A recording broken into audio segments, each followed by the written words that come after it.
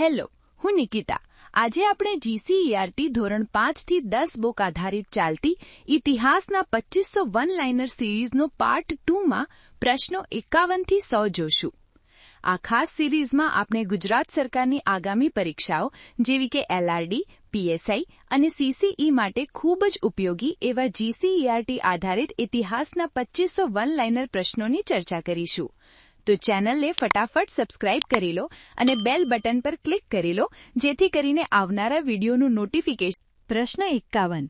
સિંચાઈ માટેનું તળાવ ક્યાંથી મળ્યું? ધોળાવીરા. પ્રશ્ન 52. સુરેન્દ્રનગરના કયા ગામમાંથી સિંધુ ખીણ સંસ્કૃતિના અવશેષો મળ્યા? રંભપુર. પ્રશ્ન 53. ભારતમાં કેટલા નગરો ખોદકામથી શોધાયા છે? આશરે 1000. પ્રશ્ન 54. પ્રાચીન સમયમાં દૂરના સંપર્કોને સુવિધાયુક્ત બનાવવા માટે શાનો ઉપયોગ થતો? મુદ્રંકન. પ્રશ્ન 55. વેદો કેટલા છે? 4. ઋગ્વેદ, સામવેદ, અથર્વવેદ અને યજુર્વેદ. પ્રશ્ન 56. સૌથી જૂનો વેદ કયો છે? ઋગ્વેદ. પ્રશ્ન 57. સંગીતની ગંગોત્રી તરીકે કયો વેદ ઓળખાય છે? સામવેદ. પ્રશ્ન 58.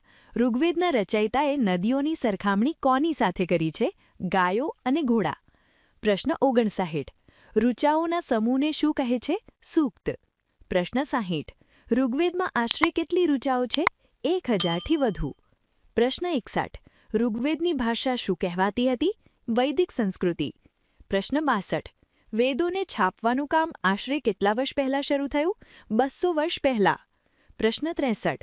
રાજા શું કામ કરતા હતા? પ્રજાનું રક્ષણ, ધર્મનું રક્ષણ અને ન્યાય આપતા. પ્રશ્ન 64. વૈદિક મંત્રોના દ્રષ્ટા કોણ હતા? ઋષિઓ. પ્રશ્ન 65. કયા ઋષિએ બ્યાસ અને સતલુજ નદીઓ સાથે સંવાદ કર્યો હતો? વિશ્વામિત્ર. પ્રશ્ન 66. ઇન્દ્ર શાના દેવતા હતા? યુદ્ધના. પ્રશ્ન 67. યજ્ઞ અને અનુષ્ઠાનો કરવાનું કામ કોણ કરતું? પુરોહિતો. પ્રશ્ન 68. પ્રાર્થનાઓના રચયિતાઓ પોતાને શું કહેતા? આર્ય. પ્રશ્ન 69. મહાપાષાણ કબરો બનાવવાની પ્રથા આશરે કેટલા વર્ષ પહેલાં શરૂ થઈ? 3000 વર્ષ પહેલાં. પ્રશ્ન 70. બ્રહ્મગીરી ગામની કબરમાંથી શું મળ્યું? 33 સોનાના મણકા અને શંખ. પ્રશ્ન 71. ઇમામ ગામમાંથી શું મળ્યું?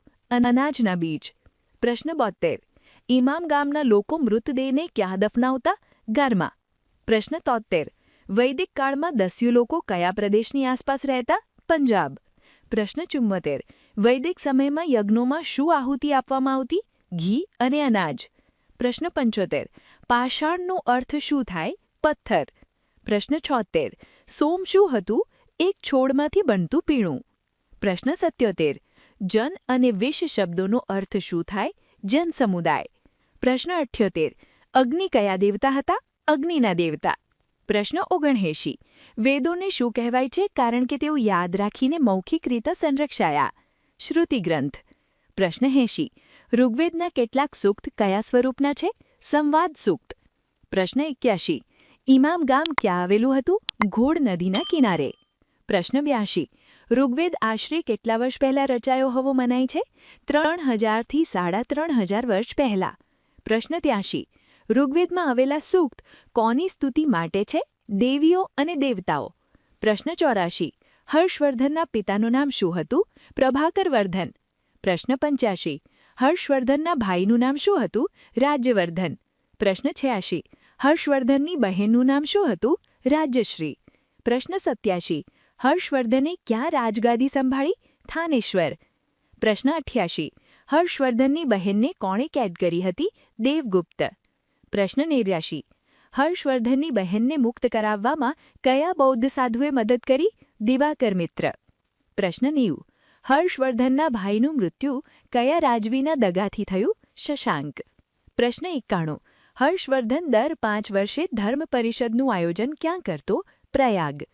પ્રશ્ન સંસ્કૃતના કયા મહાકવિ હર્ષવર્ધનના દરબારમાં હતા? બાણભટ્ટ. પ્રશ્ન 93.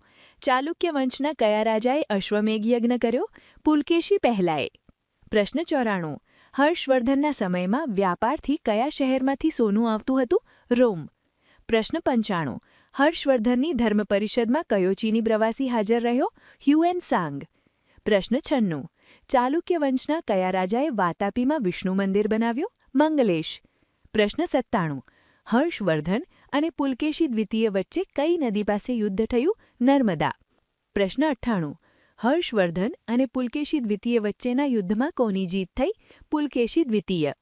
પ્રશ્ન 99. હર્ષવર્ધનના સમયમાં કેટલા બૌદ્ધ મઠ હતા? 100. પ્રશ્ન 100. દક્ષિણ ભારતમાં ચાલુક્ય વંશે પોતાની રાજધાની ક્યાં રાખી? વાતાબી. તમને વિડીયો કેવો લાગ્યો તે કમેન્ટમાં જરૂર જણાવજો, જેથી કરીને મને આવા જ વિડીયો બનાવવાની પ્રેરણા મળતી રહે. તેમજ વિડીયો પસંદ આવ્યો હોય તો સબસ્ક્રાઇબ કરવાનું ભૂલતા નહીં. અને હા, બેલ બટન પર ક્લિક પર